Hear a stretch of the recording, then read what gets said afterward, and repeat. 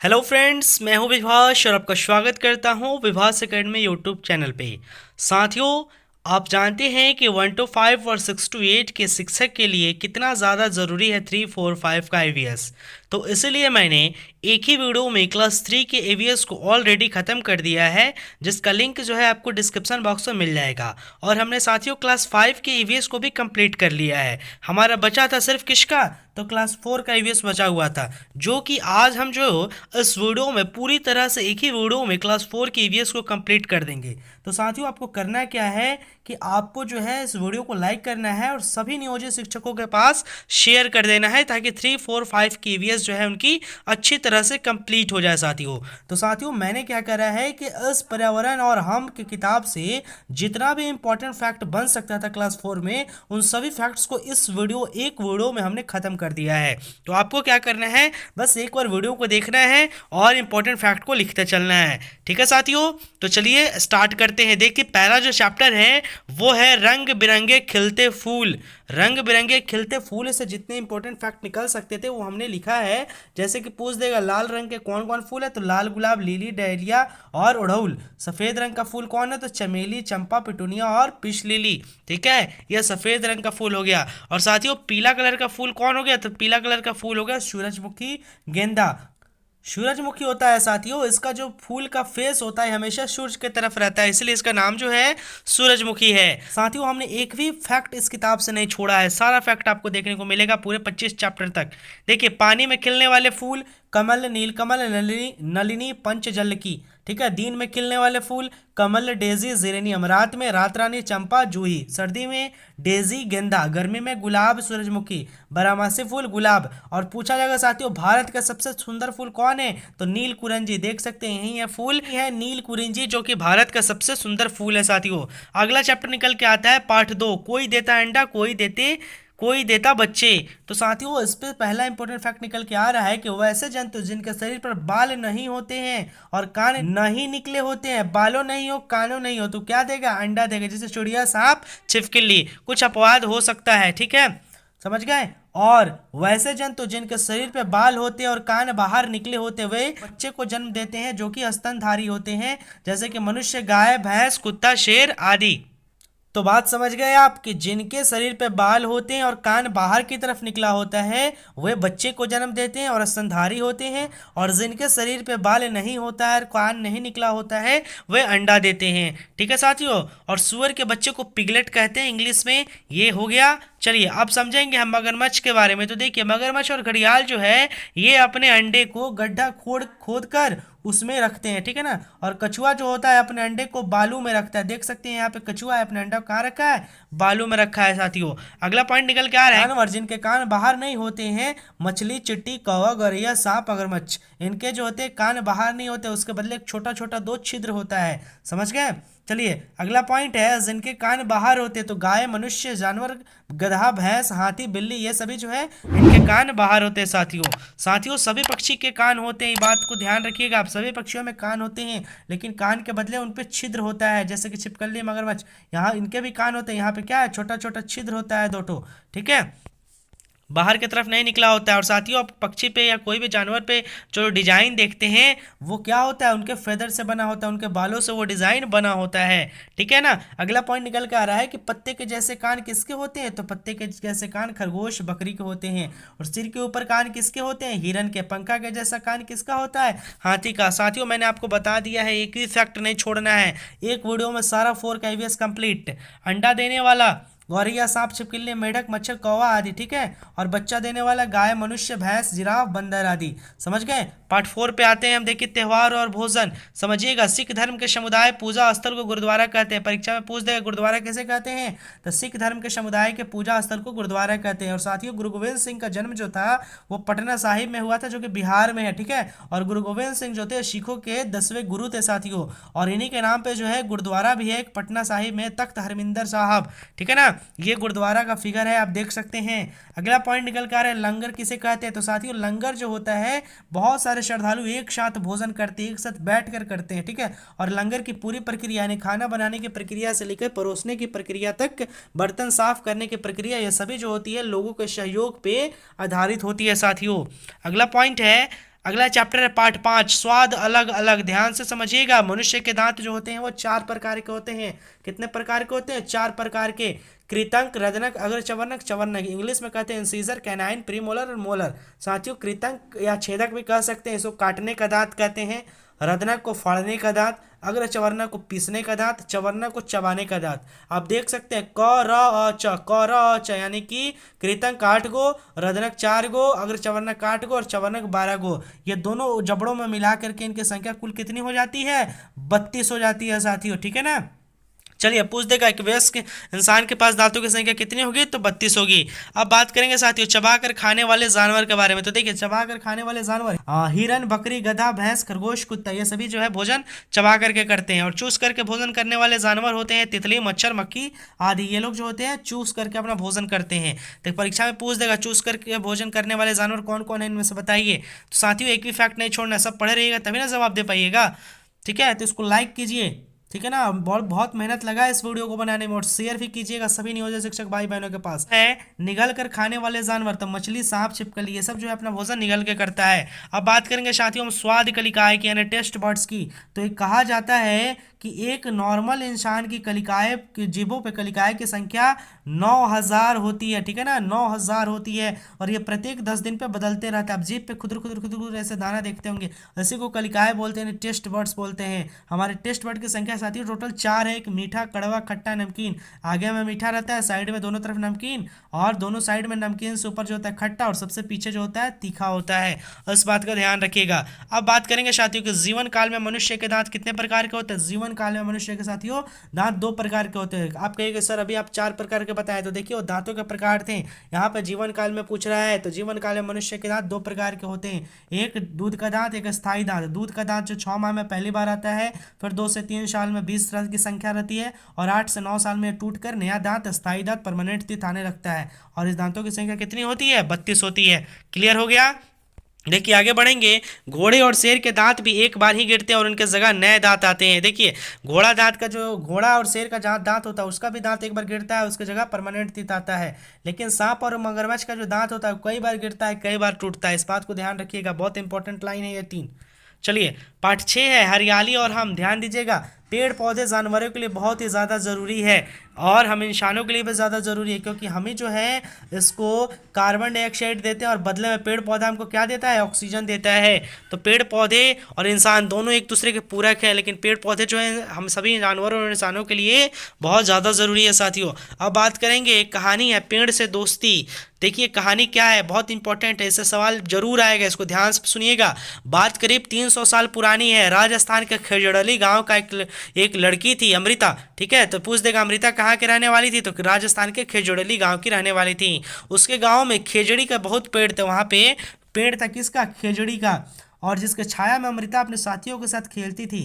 खिचड़ी की फलिया की सब्जी बनती है। देखिए पूछ देगा खिचड़ी की फलिया की क्या बनती है, तो सब्जी बनती है, और इसकी छाल दवा के रूप में काम आती है साथियों। अगला है, समय बीतता गया, अमृता बड़ी हो गई। एक दिन वो अपने पेड़ों के बीच खेल रही थी, तभी उसने देखा कुछ अनजान लोग कुल्हाड़ी लेकर चले आ रहे थे। पता चला कि राजा का महल बन रहा है, जिसके लिए लकड़ियों की ज़रूरत है। वे लोग राजा के आदमी थे और लकड़ियाँ लेने आए हैं। उन्होंने लकड़ियाँ काटने का प्रयास किया तो अमृता ने इसका विरोध किया। वह पेड़ से लिपट गई, ठीक है। देखिए वो पेड़ से लिपट गई, बोली कि पहले हमको काटिए फिर पेड़ को काटिएगा, ठीक है। तो अमृता के पैर जो है कट गए, लेकिन वो पेड़ को अपने हाथों से जकड़ी रही। पेड़ को बचाने के लिए अमृता द्वारा किए गए साहसपूर्ण प्रतिरोध ने गांव के वालों को झकझोर कर रख दिया, और देखते ही देखते गांव वाले जो है पेड़ों को काटने से बचाने के लिए एकजुट हो गए साथियों। और सभी लोग जो है पेड़ों को से लिपट करके खड़े हो गए। लगभग 300 गांव वाले मारे गए साथियों इसमें, ठीक है ना।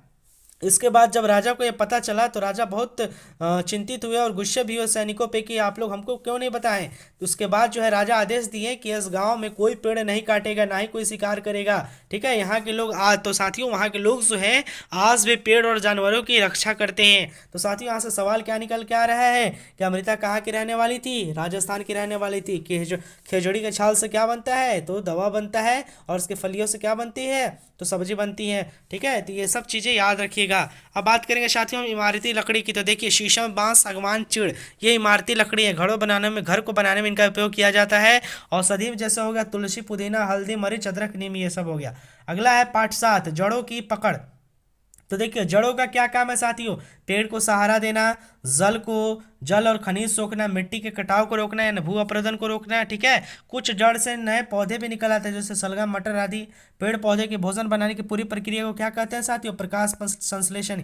याद रखिएगा, प्रकाश संश्लेषण की किसकी किसकी जरूरत है? सनलाइट की, कार्बन डाइऑक्साइड की और वाटर मिनरल की जरूरत पड़ती है साथियों। इस बात को ध्यान रखिएगा। इन सभी चीजों से जो है प्रकाश संश्लेषण की प्रक्रिया के बाद जो है पेड़ पौधे अपना भोजन बना पाते हैं। अब साथियों हम बात करेंगे बरगद की। तो देखिए बरगद क्या है? तो बरगद विशाल होता है, मोटा तना होता है, इसकी शाखा से जो है जड़ लटकती है जिसे प्रोप्रूट कहा जाता है, और ये जड़ जो होता है पेड़ फिर जाके मिट्टी में मिल जाती है और वहां से एक नया पेड़ जन्म ले लेता है और ये पेड़ को सपोर्ट देती है। आगे अब देख तमाशा पाठ 8। तो साथियों बात करेंगे यहाँ पे कि कुछ राज्य और उनके प्रमुख त्योहारों के बारे में। तो असम का प्रमुख त्योहार क्या है? बिहू। बिहार का छठ। अरुणाचल प्रदेश तवांग उत्सव। कर्नाटक उड़े। गुजरात उत्तरायण। उड़ीसा धानु यात्रा, ठीक है। याद रखिएगा सब नुआखाई त्यौहार, ये सब जो है उड़ीसा का इंपॉर्टेंट त्यौहार है। पाठ 9 में साथियों कोई एग्जाम पॉइंट नहीं था इंपॉर्टेंट, इसलिए उसको छोड़ दिया। पाठ 10 को भी छोड़ दिए, 11 को भी छोड़ दिए, उसमें कोई इंपॉर्टेंट फैक्ट नहीं है साथियों 9, 10, 11 में। पाठ 12 पे आइए तो देखिए दर्जन चिड़िया के बारे में बात करेंगे साथियों। तो देख सकते हैं यही है दर्जन चिड़िया। ये क्या करती है? घास के मजबूत रेशों से पत्ते को सिलकर घोंसला बनाती है, और सिलती किससे है? तो अपने चोंच से सिलती है, नुकीले चोंच से, ठीक है। सुई का काम कौन करता है? इसका नुकीला चोंच करता है साथियों। अब बात करेंगे कौवा की। तो कौवा का घोंसला जो होता है कटीला एवं कठोर होता है। कौवा जो है पेड़ की ऊंची डाल पे अपना घोंसला बनाता है। कबूतर घर के छज्जे पे बनाती है। तोता चट्टानों के दरार में, दीमक के टीलों पे बनाता है। उल्लू घोंसला नहीं बनाता है, ठीक है। उल्लू को रात में दिखाई देता है, दिन में दिखाई नहीं देता है। दूसरे के घोंसले में अंडा देता है साथियों उल्लू, ठीक है ना। अगला है कठफोड़वा। ध्यान रखिए कठफोड़वा जो है पेड़ के तने में अपना घर बनाता है, घोंसला बनाता है। बया चिड़िया जो है डाल से लटकती हुई घोंसला बनाती है घास, तिनके और पत्तों से। समझ गए? चलिए अब पाठ 13 पर चलते हैं, खेत से घर तक। तो धान की खेती का क्रम क्या है? तो पहले हम जुताई करते हैं, फिर बुआई करते हैं, फिर खाद डालते हैं, सिंचाई, फिर निराई, फिर कटनी, फिर ताड़ना, फिर रोशनी, फिर भंडारण हम लोग करते हैं। ये धान की खेती का क्रम हो गया। अब जानेंगे हम लोग ओक के बारे में, रेगिस्तानी ओक। ध्यान से देखिएगा काफी इंपॉर्टेंट है। ऑस्ट्रेलिया में रेगिस्तानी ओक नामक एक पेड़ पाया जाता है। इस पेड़ की ऊंचाई आपके कमरे की दीवार के लगभग होती है और पत्तियां इसमें बहुत कम होती है साथियों। यह पेड़ ऊपर जितना दिखाई देता है उसका 30 गुना, यानी जितना ऊपर दिखाई देगा उसका 30 गुना जो है ये जमीन के गहराई तक जाती है, ठीक है। पानी के खोज में इसकी जड़ जब तक नहीं पानी नहीं पहुंचती तब तक बढ़ती रहती है साथियों। पानी जड़ से होकर पेड़ के तने में जमा होता है। जब हम कभी इस इलाके में पानी नहीं होता है तो यहाँ के लोग इस तने के अंदर पाइप डालकर पानी पीते हैं। अब देखिए इसके तने के अंदर पाइप डाल के पानी पिया था, पूछ देगा कि किस पौधे में के तने के अंदर पाइप डाल के पानी पिया जाता है? तो रेगिस्तानी ओक। समझ गए? और ये ऊपर जितना दिखाई देता है उससे 30 गुना ज़्यादा नीचे गहरा तक जाता है जब तक इसको पानी नहीं मिले। आगे है धान, प्याज, मिर्च आदि बोने के पहले बिचड़ा को तैयार किया जाता है। याद रखिएगा धान बोना हो, प्याज लगाना हो, मिर्च लगाना हो, इसलिए इसके लिए हम पहले बिचड़ा को तैयार करते हैं, फिर उसको उखाड़ कर खेत में ले आकर बराबर दूरी पे रोपा जाता है। लेकिन गेहूँ, मक्का, सरसों को सीधे जो है खेत में बो दिया जाता है। पाठ 14 में साथियों बाल मेला एवं खेल जो है इसमें कोई इंपॉर्टेंट फैक्ट नहीं था। पाठ 15 है आसपास की सफाई। तो बस सफाई के बारे में कुछ इंपॉर्टेंट पॉइंट मैं आपको बता देता हूं। कचरा उत्पन्न करने वाली चीजों को कम उपयोग करें। बाजार के सामान लाने के लिए कपड़े के थैले का प्रयोग करें। दोबारा उपयोग में लाए जा सकने वाली चीजों का पुनः उपयोग करें। गलने सड़ने वाले कूड़े कचड़े को गड्ढे में डालकर मिट्टी से ढक दें। घर एवं विद्यालय के कचड़े के डस्टबिन में एकत्र उचित जगह पर कूड़ादान या गड्ढा में डालना। पुनः चक्रण हेतु प्लास्टिक, पॉलिथीन, शीशा, लोहा, कागज आदि को एकत्रित करना। सब्जियों के छिलके, बासी भोजन, चोकर, चावल के कण आदि जानवरों को दे देना। ये सब इंपॉर्टेंट चीजें हैं जो हम सभी को करनी चाहिए पर्यावरण की देखभाल करने के लिए। अब साथियों नेक्स्ट चैप्टर आ रहा है मीठा शहद। देखिए मीठा शहद से कुछ इंपॉर्टेंट फैक्ट निकल के आ रहा है। जैसे मधुमक्खी से हम क्या लेते हैं? तो शहद और मोम प्राप्त करते हैं साथियों। मादा श्रमिक मधुमक्खियां जो होती हैं फूलों से रस को मकरंद भी बोलते हैं, यह चूसती है और इनके पेट से ही मोम निकलता है। याद रखिएगा, पूछ देगा मोम किसके पेट से निकलता है? तो मादा श्रमिक मधुमक्खी के पेट से निकलता है। सबसे बड़ी मधुमक्खी रानी मधुमक्खी होती है और सबसे छोटी मधुमक्खी जो होती है यह श्रमिक मधुमक्खी होती है साथियों। रानी मधुमक्खी से ही श्रमिक और नर मधुमक्खियों का जन्म होता है। मादा श्रमिक मधुमक्खियां काम करती है और नर जन्म संतान उत्पन्न करने में और नर जो होते हैं वो संतान उत्पन्न करने में सहयोग करते हैं साथियों। तो याद रखिएगा मादा श्रमिक जो होते हैं काम करते हैं और नर मधुमक्खी जो होती है संतान उत्पन्न करने में मदद करते हैं। आगे है मकरंद की सूचना। मधुमक्खी जो है कैसे भेजती है अपने सहयोगियों को? तो ये जो होते हैं एक विशेष प्रकार के नाच करके जो है मकरंद की सूचना अपने सहयोगियों के पास भेजती हैं। आगे हम बात करेंगे कि मधुमक्खियों का जो है कैसे कैसे हम लोग उसमें पाला जाता है। तो देखिए, उमा दीदी बगीचे में पड़े बक्से को दिखाती हुई बोली कि लकड़ी का एक आयताकार बक्से मधुमक्खियां पाली जाती है। ठीक है, बक्से की दीवार में छिद्र होता है जिसके द्वारा मधुमक्खी अंदर बाहर आ जा सकती है। इसके ढक्कन एवं दीवारों को सरकाया जा सकता है। बक्से के अंदर लकड़ी या प्लास्टिक के सरकने वाले खांचे बने होते हैं साथियों। ठीक है, और रानी मधुमक्खी रहने का स्थान बना होता है। मधुमक्खियां बक्से के अंदर अपने छत्ते का निर्माण करती है साथियों। तो इसी तरह से जो है मधुमक्खी पालन किया जाता है। अगला फैक्ट निकल के आ रहा है हमारा पाठ 17, तरह तरह के पक्षी।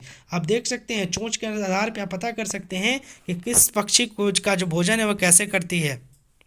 तो सबसे पहले यहाँ पे एक पक्षी है जिसका देखिए चोंच जो है नुकीला है। तो ये जो है साथियों, ये मांस खाने वाली पक्षी है। और ये जो चोंच एकदम लंबा है, इसको देखिए मछली पकड़ के खाने वाली है। और ये छोटा चोंच है तो फल और सब्जी।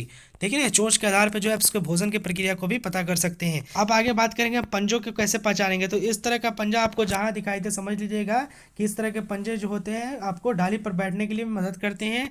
और ऐसे पंजे जो होते हैं वो तैरने वाले पक्षियों के होते हैं। और ये पंजे शिकार करने वाले पक्षियों के होते हैं। और ऐसा पंजा जो होता है साथियों, जो नीचे आप देख रहे हैं, ये ज़मीन पे चलने के लिए होता है साथियों। चलिए अगला फैक्ट निकल के आ रहा है पार्ट 19 से, ककोलत से कन्याकुमारी। ककोलत झरना कहाँ है? तो ककोलत झरना नवादा ज़िला में है। और ये ककोलत झरना का जो पानी होता है काफ़ी ज़्यादा ठंडा होता है, फिगर में देख सकते हैं। आगे है गर्म जल के छोटे छोटे झरने एवं कुंड कहाँ हैं? तो राजगीर में है। ब्रह्म कुंड प्लस सप्तधारा ये कहाँ है? तो राजगीर में। या पूछ देगा परीक्षा में कि ब्रह्म कुंड और सप्तधारा कहाँ है? तो राजगीर में है। और उसके बाद ककोलत झील कहाँ है? तो नवादा जिला में है। ठीक है ना। अगला पॉइंट निकल कर आ रहा है कन्याकुमारी। तो साथियों, हिंद महासागर के तट पर जो है कन्याकुमारी स्थित है। पार्ट 20 है हमारे मददगार कामगार। ठीक है, कुम्हार किस चीज़ से अपना काम करता है? तो चाक से, लोहार हथौड़ा से, मोची सुई टकुआ से, बढ़ई हारी से, और दर्जी सुई धागा प्लस कैंची से। और ये लोग क्या बनाते हैं इनका भी मैंने यहाँ पे जिक्र कर दिया है, इसको आप लोगों को पढ़ लीजिए। अगला चैप्टर है पार्ट 21, तरह तरह के घर। तो साथियों, इग्लू आप लोग देखे होंगे, इसे ही इग्लू कहते हैं। बर्फ़ से बना घर होता है जो कि अंदर से ठंडा होता है और बाहर से गिरती बर्फ़ और ठंडी हवा को अंदर नहीं आने देता है साथियों। अगला पॉइंट है पार्ट 22, अजय जब गांव लौटे। तो पूछ देगा हावड़ा ब्रिज कहाँ है? तो हावड़ा ब्रिज कोलकाता में है। रज्जू मार्ग कहाँ है? राजगीर में। चिड़िया टाट ओवर ब्रिज कहाँ है? तो पटना में। महात्मा गांधी सेतु पुल कहाँ है? तो गंगा नदी पे है। ठीक है, पटना में। तो ये सब इंपॉर्टेंट चीज़ है, इसको याद रखिए। पार्ट 23 से कोई इंपॉर्टेंट फैक्ट नहीं है, आसपास खोज खबर। पार्ट 24 से चिड़ियाघर की सैर। तो देखिए, भारत का राष्ट्रीय चिन्ह क्या है? तो अशोक स्तंभ है। सत्यमेव जयते इस पे लिखा होता है और 4 शेर इस पे बने होते हैं, लेकिन हमें 3 शेर ही दिखाई देते हैं क्योंकि किसी भी चीज़ को हम चारों तरफ से नहीं देख सकते हैं। ठीक है, यही है हमारा अशोक स्तंभ, भारतीय चिन्ह।